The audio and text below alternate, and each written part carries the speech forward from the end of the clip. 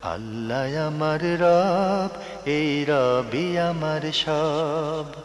দামে দামে তুন মনে তারি অনুভব। তোমার দুনিয়াতে আমি যেদিকে তাকাই, অথই নিয়ামতে ডুবে আছি সবাই। পাক পাখালির গানে শুনি তসবি কলো রব, তসবি কলো রব। আল্লাহ আমার রব, এই রবি আমার সব। আসসালামু আলাইকুম। প্রিয় দর্শক, আপনারা কেমন আছেন? সবাই ভালো থাকুন, সেটি আমাদের একান্ত কামনা। শুরু হলো আপনাদের প্রশ্ন নিয়ে আপনাদের প্রিয় অনুষ্ঠান আপনার জিজ্ঞাসা, এনটিভি আয়োজিত এবং লাভেলো নিবেদিত। আপনাদের সাথে আছি আমি জয়নুল আবেদিন আজাদ। আর আপনাদের প্রশ্নের জিজ্ঞাসার জবাব দিচ্ছেন বিশিষ্ট আলেম ডক্টর মোহাম্মদ সাইফুল্লাহ। আসসালামু আলাইকুম ওরহমতুল্লাহি ওয়া বারাকাতুহু। প্রিয় দর্শক, চলুন তাহলে জিজ্ঞাসার জগতে। শুরুতে একটি ইমেল পাঠিয়েছেন আলমগীর, দক্ষিণ কোরিয়া থেকে। আপনি লিখেছেন, মৃত ব্যক্তির জন্য দোয়া হাজারি পাঠ করা জায়েজ আছে কি? কেন শুধুমাত্র হাজার, কেন দোয়ায় লাখই পড়বেন না, দোয়ায় কোটি পড়বেন না? সুতরাং খেয়াল রাখতে হবে যে দোয়া মৃত ব্যক্তির জন্য যে কোনো ধরনের দোয়া করা জায়েজ। মৃত ব্যক্তির জন্য, তার মাগফিরাতের জন্য, তার নাজাতের জন্য, তার আখিরাতের কল্যাণের জন্য রাসূলুল্লাহ সাল্লাল্লাহু আলাইহি ওয়াসাল্লাম যেই সমস্ত আমল বলেছেন, শেখ মোহাম্মদ সালেহ সামিন রাহিমাহুল্লাহ তাআলা তার ফতোয়ার মধ্যে বলেছেন, এর মধ্যে সবচেয়ে শ্রেষ্ঠ আমল হচ্ছে, সবচেয়ে উত্তম আমল হচ্ছে তার জন্য দোয়া করা। দুটি দলিল। এক নম্বর হচ্ছে রাসূলুল্লাহ সাল্লাল্লাহু আলাইহি ওয়াসাল্লাম বলেছেন যে কিয়ামতের দিন বান্দার আমল নামার মধ্যে মৃত্যুর পরে যে আমলটি মৃত্যুর পর থেকে আরম্ভ করে চলতেই থাকবে, সেই আমলের মধ্যে একটা আমল হচ্ছে ওয়ালাদুন সালেহুন ইয়াদউ লাহু, নেক সন্তান, যে সন্তান তার জন্য দোয়া করবে।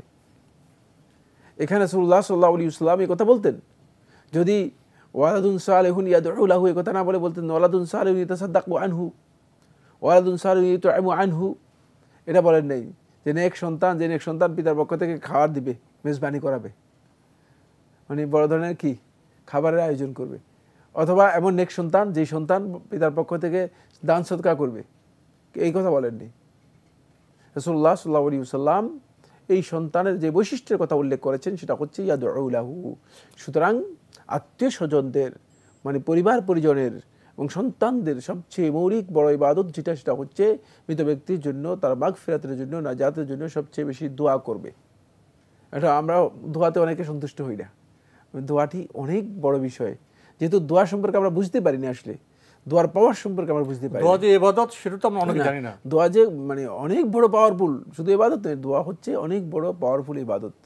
বরং শেখুল ইসলাম ইবনে কাইয়িম রাহমাতুল্লাহ আলাইহি বলেন, মানে আল্লাহর বান্দাদের কাছে সবচেয়ে বড় যে অস্ত্র, মানে দুনিয়াতে এই ধরনের কোনো অস্ত্রই এখন আবিষ্কার হয়নি, যেটি সবচেয়ে বড় অস্ত্র, মানে নিজেকে প্রতিরক্ষা করার জন্য এবং নিজের দুশ্মন শত্রুকে প্রতিহত করার জন্য, আর সকল বিপদ আপদ বালা মুসিবত থেকে নিজেকে রক্ষা করার জন্য, এই মানে সবচেয়ে বড় যে অস্ত্রটি, সেই অস্ত্রটির নাম হচ্ছে দোয়া।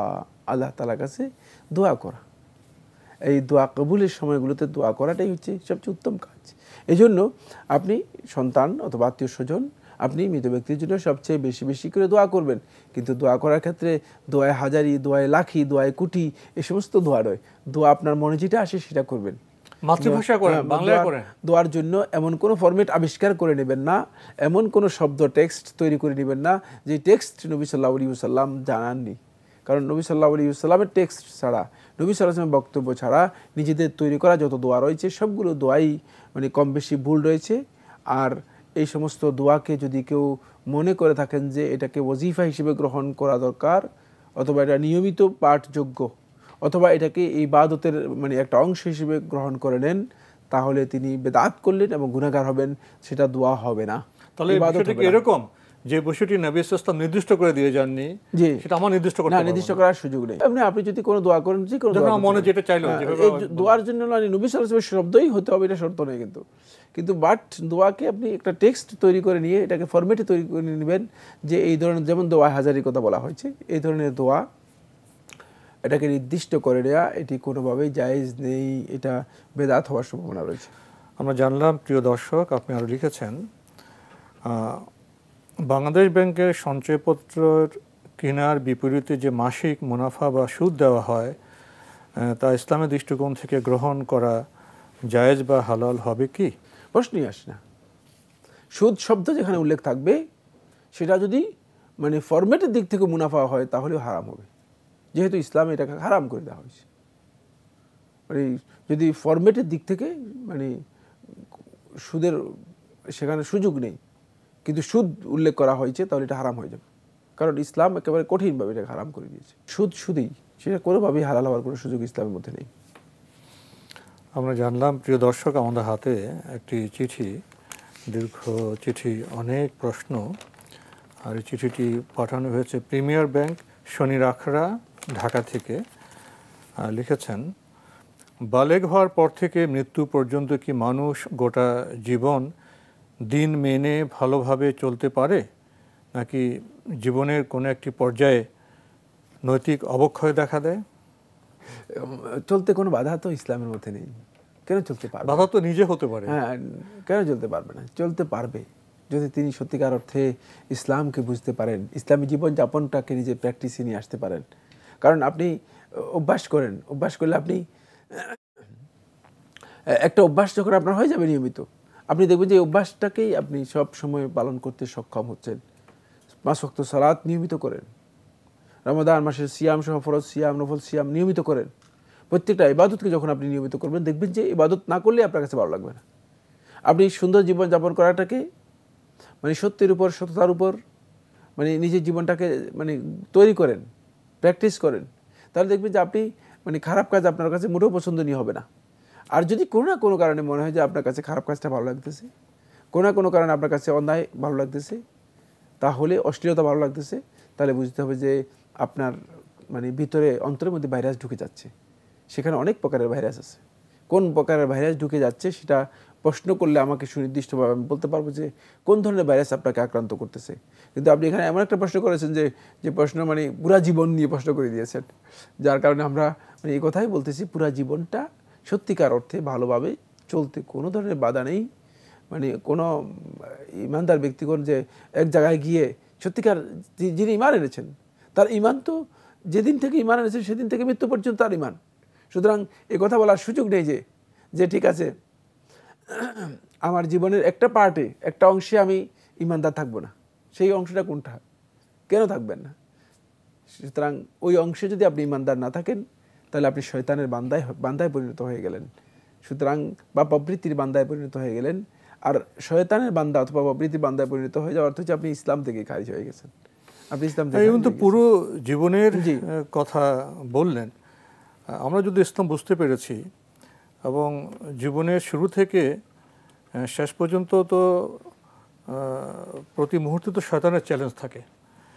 তো আমরা পুরো জীবন নিয়ে ভাবছি, আমরা একটি দিন নিয়ে ভাবি না কেন? সকাল থেকে রাতে ঘুমানো আগ পর্যন্ত প্রতিটি মুহূর্তে কি শয়তান আমাকে পথভ্রষ্ট করার চ্যালেঞ্জে নেই? আমাকে তো প্রতি মুহূর্তে তো সচেতন থাকতে হবে। এবং এটা আমি কিভাবে ভাগ করে নিই জীবনে একটি পর্যায়ে? না, এভাবে তো আপনার পর্যায়ে ভাগ করা যায় না। প্রতিদিন শয়তানের চ্যালেঞ্জ থাকবে। জীবনের বিচিত্র সম্পর্ক সূত্র, শয়তান নামাজে আমাকে ধোঁকা দেবে, আমার উপার্জনে ধোঁকা দেবে, আমার খাওয়ায়, ওঠা বসায়, লেনদেনে, আচার অনুষ্ঠানে, মানুষের সাথে কথা বলা, সব দিক থেকে তো শয়তান আমাকে বিভ্রান্ত করার চেষ্টা করতে হবে। একদম মুসলিম তো প্রতি মুহূর্তে, সারা জীবন তো অনেক পরের ব্যাপার, প্রতিটি দিন নিয়ে চিন্তা করবে, প্রতিটি সকাল নিয়ে, সন্ধ্যা নিয়ে, দুপুর নিয়ে, রাত নিয়ে চিন্তা করবে। শয়তান তো তার সাথে একটা চ্যালেঞ্জ দিয়ে বসে আছে। সে চ্যালেঞ্জে যদি আমরা সতর্ক না থাকি তাহলে তো আমরা প্রতিদিনই তো আমরা বিভ্রান্ত হয়ে যাব, প্রতিদিনই তো আমরা পথভ্রষ্ট হব। না, সেটাই তো, ইয়া আইয়ুহাল্লাযীনা আমানু আমানু, হে ঈমানদারগণ তোমরা ঈমান আনো। মানে কি ঈমানদার করতে কি ঈমান আনবে? এর অর্থই হচ্ছে আসলে ঈমানের উপর যদি সাবিত কদম, মজবুত শক্তিশালী হতে না পারে, দৃঢ়পদ হতে না পারে, তাহলে কিন্তু মানে টিকতে পারবে না। শয়তানের চ্যালেঞ্জের সামনে তিনি পদস্খলিত হবেন এবং পথভ্রষ্ট, বিভ্রান্ত হয়ে যাবেন, বিচ্যুত হয়ে যাবেন। এটা সারাক্ষণই, এটা কিন্তু মানে জীবনের পর্যায় ভাগ করা যায় না। এখানে কোনো কথা, এটা কৈশোরে হতে পারে, যৌবনে হতে পারে, বার্ধক্য হতে পারে, জীবনের শেষ মুহূর্ত হতে পারে, মৃত্যুর সময় হয়ে যেতে পারে, মৃত্যুর সময় হয়ে যেতে পারে। জি। তো লিখেছেন, আলেমদের মতো ফজিলত আছে, সেসব পাওয়ার জন্য কি এটা শর্ত যে আরবি ভাষাতেই এলেম অর্জন করতে হবে? ও আলেমদের যত ফজিলত আছে, যত ফজিলত আছে সেসব পাওয়ার জন্য কি এটা শর্ত যে আরবি ভাষাতেই এলেম অর্জন করতে হবে? মানে ইলম কোনটাকে বলা হয় সেটা জানলে আপনি বুঝতে পারবেন যে ইলম জানার জন্য কি শর্ত। মানে ইলম হচ্ছে আল ইলমু হুয়াল ওয়াহী, আল ইলমু হুয়াল ঈমান। ইলমের অনেকগুলো পরিচয়ের মধ্যে দুটি পরিচয় আমি উল্লেখ করলাম, মানে দীর্ঘ আলোচ্য বিষয়। আমাদের অনেকেই রয়েছেন ইলমের সংজ্ঞাও জানেন না, ডেফিনেশনও জানেন না। অত্যন্ত গুরুত্বপূর্ণ একটি পয়েন্ট। ইলম হচ্ছে আল ওয়াহী, যেটি আসমান থেকে আল্লাহ রাব্বুল আলামিন নবী এবং রাসূলদের উপর অবতীর্ণ করেছেন, সেটা হচ্ছে ওয়াহী, ইলম। সুতরাং ওয়াহী আমরা তো জানি মুহাম্মদ সাল্লাল্লাহু আলাইহি ওয়াসাল্লামের ওহী অবতীর্ণ হয়েছে আরবিতে। এখন যদি আপনি আরবি না জানেন তাহলে তো আপনি ওহী জানতে পারলেন না, এর বর্ষণ করবে কীভাবে? আগে তো ওটা ওহীটা আপনাকে বুঝতে হবে। তাই এর জন্য আল ওয়াসিতুল ওয়াজিব, এটা হচ্ছে অপরিহার্য একটি মাধ্যম, বাহন। সেটা হলো অবশ্যই ওয়াহীকে বুঝতে হলে এর অপরিহার্য বাহন হচ্ছে মানে আরবি জেনেই তারপরে কী করতে হবে, বুঝতে হবে, অন্যথায় তো বিশাল মিস্টেক হয়ে যাবে। যারা বিশেষ করে যে সমস্ত বন্ধুগণ মানে আরবি জানেন না, তারা তো মানে কোরআন হাদিস মোটেও বুঝেন না, বড় সমস্যার মধ্যে পড়ে যাবেন। তারা অনুবাদ থেকে বুঝতে গেলে সেখানে অনেক মিস্টেকের সম্ভাবনা রয়ে গেছে। সেক্ষেত্রে আরবি অবশ্যই জানতে হবে, কোনো সন্দেহ নেই। এলমের দ্বিতীয় যেই সংজ্ঞা সেটা হচ্ছে আল ইলমু হুয়াল ঈমান। এই মোহাম্মদ ইবনে সুলাইমান আত-তামিমি রাহিমাহুল্লাহ তাআলা মানে এখানে ঈমান এবং ইলম একই মিনিং সেটা উল্লেখ করেছেন, এবং সেটাই আমরা দেখতে পাই যে মানে ফাআলাম আন্নাহু লা ইলাহা ইল্লাল্লাহ, এই আয়াতের মধ্যেও এদিকে ইঙ্গিত করা হয়েছে। ইলম এটাই হচ্ছে মূলত ঈমানের মূল কথা। সুতরাং ইলম যদি আসে তাহলে আপনি ঈমানকে পরিপূর্ণরূপে শক্তিশালী করতে পারবেন, অন্যথায় ঈমান আপনার কী হবে না, যথার্থ হবে না। ঈমানিয়াতের মৌলিক বিষয়গুলো ইলমের সাথে সম্পৃক্ত। তাই এই ইলমটা আপনাকে জানতে হলে আপনাকে অবশ্যই কী করতে হবে, ভাষা আপনাকে জানতে হবে। ভাষা এটা মাধ্যম। সেক্ষেত্রে মানে ভাষা থেকে যত দূরে থাকবেন তত ইলম থেকে দূরে থাকবেন, তত দূরে থাকবেন। ভাষার কাছেই আসতে হবে। শেখুল ইসলাম ইবনে তাইমিয়া রাহমাতুল্লাহ আলাইহি ইকতিদাউ সিরাতুল মুস্তাকিম উল্লেখ করেন, তিনি বলেন কাদ ইয়াকুনু যালিকা ওয়াজিবান আইনিয়ান, কখনো কখনো এটা ওয়াজিব আইনি মানে ফরজে আইন হয়ে যাবে। কারণ ফরজে আইন হয়ে যাবে যে যদি কেউই না বুঝে তাহলে তো কোরআনে কারিম আর বুঝাই হলো না, হেদায়েতই লাভ করতে পারবে। যেমন যদি পুরা আলে না করুক, পুরা বাংলাদেশে যদি পুরা জনপদে যদি কেউ মানে আরবি না বুঝে তাহলে তো তারা আল্লাহর কিতাবটাই বুঝতে পারবে না। এই জন্য আল্লাহ রাব্বুল আলামিন যেহেতু আখিরি কিতাব, শেষ কিতাব আল্লাহ সুবহানাহু ওয়া তাআলা আরবিতে অবতীর্ণ করেছেন, ফলে এই অবতীর্ণের সাথে মানে এর একটা বাহন, সেটা হচ্ছে এটাকে বোঝার জন্য আল্লাহ রাব্বুল আলামিন এর বাহনকে অপরিহার্য করে দিয়েছে। বাহনটা অবশ্যই থাকতে হবে। সেখানে কখনো কখনো এটা ফরজে আইন হয়ে যাবে। যারা আরবি জানতে হবে, জেনে তারপরে কোরআনকে বোঝার জন্য, মানুষদেরকে বোঝানোর জন্য চেষ্টা করতে হবে। কিন্তু এই কথা বলার সুযোগ নেই, সেটা হচ্ছে এই যে কেউ যদি কোরআন এবং হাদিসের জ্ঞান নেন কিন্তু আরবি ভাষার জ্ঞান তার নেই, যেমন আরবি সাহিত্যের জ্ঞান নেই, আরবি ভাষার যেই মানে ব্যাকরণ রয়েছে, গ্রামার রয়েছে, ধ্বনিতত্ত্ব রয়েছে, হ্যাঁ মানে আরবি ভাষা তো বিশাল, ভাষার মানে সাহিত্যের দিকগুলো, তারপরে ভাষার সৌন্দর্যের কতগুলো দিক রয়েছে, এগুলোকে ইলমুল বালাগা বলা হয়ে থাকে, এগুলোর জ্ঞান নেই। বা ভাষার অন্যান্য যে সমস্ত জ্ঞান আছে সেগুলো সম্পর্কে জ্ঞান নেই, কিন্তু তার কাছে ওহির যে জ্ঞান রয়েছে সেই জ্ঞান তার জানা রয়েছে, তাহলেই তার জন্য যথেষ্ট। মানে আপনি এখানেই ইক্তেফা করতে পারেন, যথেষ্ট মনে করতে পারেন। সেটা হচ্ছে আরবি মানে আপনি এতটুকু বুঝেন যে কোরআন এবং হাদিসের যে বক্তব্য রয়েছে সেটা আপনি বুঝেন, তাহলে আপনি মানে বুঝতে পেরেছেন। কিন্তু আপনার সারা মানে আরবি ভাষার জ্ঞান রাখতে হবে, আপনাকে আরবি বলতে হবে, আপনাকে আরবি পাণ্ডিত্য থাকতে হবে। এই পাণ্ডিত্যের শর্ত সেটা সবার জন্য প্রযোজ্য নয়। পাণ্ডিত্য সবার না, এটা শর্তই নয়। তাহলে লোকেরা সেই জ্ঞান নিতে পারবে না। তবে ভাষার সাথে, সংস্কৃতির সাথে, দ্বীনের সাথে, সংস্কৃতির সাথে, সভ্যতার সাথে, আচার আচরণের সাথে, আখলাকের সাথে ভাষার একটা নিবিড় সম্পর্ক রয়েছে। এটা কিন্তু খুব ভালো করে আমাদেরকে উপলব্ধি করতে হবে, কারণ এগুলো সব কিছু মানে একটা আরেকটাকে মানে সহযোগিতা করে, একটা আরেকটাকে সহযোগিতা করে। সুতরাং এটা পরিপূরক, এটা একটি আরেকটিকে পরিপূর্ণতা দান করে থাকে। সেক্ষেত্রে ভাষা কিন্তু খুবই গুরুত্বপূর্ণ একটি বিষয়। আমরা খুবই গুরুত্বপূর্ণ বিষয়ে সংক্ষিপ্ত পরিসরে হলেও কিছুটা আলো পেলাম। আপনি আরও লিখেছেন তিনজন ইমামের মতে স্ত্রীর সাথে স্বামীর পিতা মাতাকে রাখা জায়েজ নেই, কারণ স্ত্রী অনেক হক রয়েছে। প্রশ্ন হলো, মা যদি একা একা থাকেন তাহলে তার হক আদায়ের জন্য কি ব্যবস্থা নেবে ছেলে? তাকে কোথায় রাখবে? তার বাজার কে করবে? ইমামদের যে বক্তব্য আপনি উল্লেখ করেছেন সেটা হচ্ছে মানে স্বামী স্ত্রী যেখানে থাকবে সেখানে যদি বাপ মাও থাকে, ও মানে সেখানে থাকার ব্যবস্থা কিভাবে হবে? এটা থাকার বসবাসের বিষয়। তাহলে হ্যাঁ, তাহলে তো কিন্তু ছেলের ব্যবস্থাপনায় মা বাবা থাকতে পারবেন না। 8টা রুম আছে, 8 রুমে সেখানে থাকবে, 3 তলা বিল্ডিং আছে, তো সেখানে কি মা বাবার জন্য আলাদা ব্যবস্থাপনা হবে না? এই মাসালাটা বুঝতে পেরেছেন কিনা এখন? হ্যাঁ, বুঝতে পেরেছি। এটা খুবই সহজ কথা। মানে ওনারা যে কথাটা বলেছে সেটা হচ্ছে, কারণ স্ত্রীর একটা হক রয়েছে, যেখানে প্রাইভেসি রক্ষিত হবে না, যেখানে স্ত্রীর হক আদায় করতে পারবে না, প্রাইভেসি হবে না। খুবই গুরুত্বপূর্ণ মাসালা, মানে না বুঝে মানে মাসালা দিলে যা হয়, বুঝতে পেরেছেন কিনা? মানে এই জন্য ইমামদের নামে চালিয়ে দিয়েছে, কিন্তু ইমামদের বক্তব্য বুঝে নেই। ইমামদের বক্তব্য মানে মূল ফোকাস পয়েন্টে নেই, মূল জায়গায় নেই, না আসলে কিছু বুঝে নেই। মানে বাবা মাকে নিয়ে এক রুমে কিভাবে থাকবে না, এটা তো কোনো সভ্য মানুষ চিন্তা করতে পারবে না। মা বাবার জন্য যদি একই ভবনে একই বাসা আলাদা ব্যবস্থাপনা থাকে, এই ক্ষেত্রে আমি বলি, এই ক্ষেত্রে ইমামদের বক্তব্য হচ্ছে যেটা, সেটা হলো এই, যদি স্ত্রী অনুমতি দেয় আর যদি থাকার জায়গা না থাকে তাহলে কিন্তু জায়েজ, না জায়েজও নয়। কারণ তাহলে কেন অনুমতি দিলে? স্ত্রী তাহলে তানাজুল করলো তার হক থেকে, স্ত্রী তার হক থেকে নিজেকে নামিয়ে সরিয়ে নিল, এই জন্য এটা জায়েজ হবে। কিন্তু এই মাসালাটা আসবে কখন? মানে এটা হচ্ছে ভিন্ন একটি বিষয় সম্পূর্ণ। আর উনি যেটা আলোচনা করতে চাচ্ছে সেটা হলো, এখান থেকে বোঝাচ্ছে যে মানে স্বামী তার পিতামাতাকে ঘরেই রাখতে পারবে, বাড়িতেই রাখতে পারবে না, তাদের ব্যবস্থাপনা রাখতে পারবে না, সাথে রাখতে পারবে না। এই ধরনের মাসআলা কোনো যুগে কোনো আলেম দেন নাই। এটা ভুল মাসআলা। সুতরাং আলেমদের বক্তব্য না বুঝে আলেমদের নামে মিথ্যাচার করা অথবা আলেমদের নামে বক্তব্য চালিয়ে দেওয়া, এটাও কিন্তু আমাদের মধ্যে একটা বড় মানে ভয়ঙ্কর একটি প্রবণতা এবং বিভ্রান্তি। এটা না জায়েজ কিছুই নয়। আপনি একটা ঘরের মধ্যে যদি 8টা রুম থাকে, একটা রুমের মধ্যে আপনার পিতামাতাকে রাখা আপনার জন্য জায়েজ, না জায়েজ কিছুই নয়, আপনি রাখতে পারেন। এটা কোনো আলেম এই মাসালার মধ্যে দ্বিমত পোষণ করেন নাই। সেক্ষেত্রে যদি আপনার স্ত্রী মনে করে যে মানে আপনার স্ত্রী যদি এই ধারণা করে থাকে যে তার জন্য, তার প্রাইভেসির জন্য, তার অন্যান্য সমস্যা মানে কারণে মানে একসাথে থাকতে তার সমস্যা রয়েছে, সেক্ষেত্রে স্ত্রীকে আপনি আলাদা রাখতে পারেন। ইসলামী শরীয়ত সেখানে অনুমোদন দেওয়া আছে, স্ত্রীকে আপনি আলাদা রাখতে পারেন। কিন্তু স্ত্রীকে আলাদা রাখার ক্ষেত্রে খেয়াল রাখতে হবে যেটা, সেটা হলো এই মানে পিতামাতার হক বাদ দিয়ে, হক নষ্ট করে স্ত্রীকে আলাদা রাখবেন, অথবা শুধুমাত্র স্ত্রীর প্রতি মানে কেয়ার নেবেন, পিতামাতার প্রতি কেয়ার নেবেন না, হক নষ্ট করবেন, উভয়ই হক রক্ষা করতে হবে, সমন্বয় করতে হবে। এটা আপনার জন্য জায়েজ নেই, এটা আপনার জন্য জায়েজ নেই।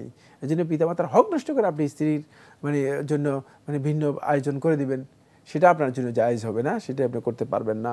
কিন্তু স্ত্রী যদি মনে করে যে না আমাকে ভিন্ন রাখো, সেখানে আপনি ভিন্ন রাখতে পারেন। আপনি আপনার পিতামাতার সাথে থাকলেন, আপনি স্ত্রীর হক যখন দরকার তখন আপনি আদায় করলেন। আমাকে এক বন্ধু প্রশ্ন করেছেন যে আমার স্ত্রী বলতেছে যে মানে তিনি মানে মানে ওই তার স্বামীর যে মানে মা আছে, মাকে সহ্য করতে পারেন না, মায়ের কাছে মানে যাওয়াটাই সহ্য করতে পারেন না, মার হক যে আদায় করবে, হকের ব্যাপারে তার অনেক অ্যালার্জি, অনেক সমস্যা। সেক্ষেত্রে তিনি বলছেন যে মানে এখন স্ত্রীর বড় দাবি হচ্ছে তাদেরকে ভিন্ন বাসায় রাখা দরকার। তো আমি বলেছি ঠিক আছে, যেহেতু তিনি ভিন্ন বাসায় চাচ্ছেন, তাকে ভিন্ন বাসায় রেখে দেন, অসুবিধা নেই। আপনি আপনার মায়ের কাছে থাকেন, মায়ের খেদমত করেন, এবং যদি স্ত্রী মানে আপনি স্ত্রীর মানে প্রয়োজন কোনো অভাব থাকে, সে অভাবগুলো পূরণ করার জন্য চেষ্টা করেন। এটা ইসলামী শরীয়তের মধ্যে এটাই হচ্ছে সবচেয়ে উত্তম পদ্ধতি। যেহেতু স্ত্রী মানে মাকে সহ্য করতে পারতেছে না, আপনার তো অবশ্যই আপনার মাকে ফেলে দিতে পারবেন না, মা তো কোনোভাবেই ফেলে দেওয়ার কোনো সুযোগ নেই, কিয়ামত পর্যন্ত মা। সুতরাং সেক্ষেত্রে এই মায়ের প্রতি অন্যায় করা আপনার জন্য জায়েজ হবে না, বরং আপনি স্ত্রীকে বলে যে তুমি তোমার কী কী প্রয়োজন সেটা বলো, তোমার প্রয়োজনগুলো আমি পূরণ করে দেবো। সেক্ষেত্রে আলাদা রাখতে কোনো বাধা নেই, মানে দুজনের দায়িত্ব তাকে পালন করতে হবে। আমরা জানলাম। প্রিয় দর্শক, সময়ের কারণে আজকে আমাদের এখানে শেষ করতে হচ্ছে। আপনাকে অনেক ধন্যবাদ। আপনাকে অনেক ধন্যবাদ। প্রিয় দর্শক, আমরা এতক্ষণ দেখছিলাম অ্যান্টিভি আয়োজিত এবং লাভ হলো নিবেদিত অনুষ্ঠান আপনার জিজ্ঞাসা। আমাদের অনুষ্ঠান আপনারা এনটিভি অনলাইনেও দেখতে পারবেন, ভিজিট করুন www.ntvbd.com।